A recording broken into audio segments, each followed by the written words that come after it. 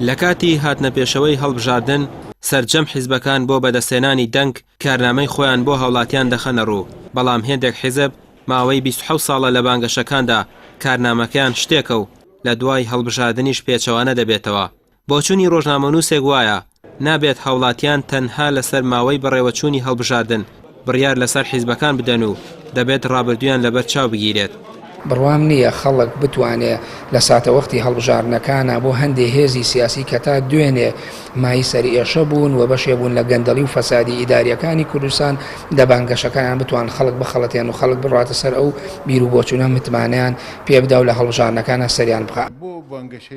مامۆسایەکی زانکۆ دەڵێت حەقوایە هاوڵاتیان هۆشیار بن بەرامبەر دەنگەکانیان و ئەو حیزبانەی دەیانەوێت متمانیان پێ ببەخشن، کەسانێکیش هەڵنەبژێردرێت کە چەواشەی دەنگ دەردەکەن و لەگەڵ کارنامە و بەرنامەی هەڵبژاردنیان ڕازگۆنین.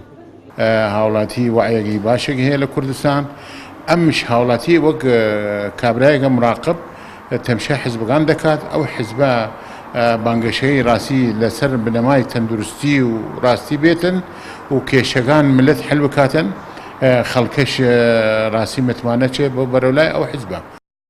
لە 27 ساڵی ڕابردوودا جمگە سەرەکیەکانی وڵات بەدەست دوو حیزبەوە بوون و گوتار و بەرنامەکانیشیان لەگەڵ کارنامەکانی بەر لە هەڵبژاردن یەکی نەگرتوتەوە.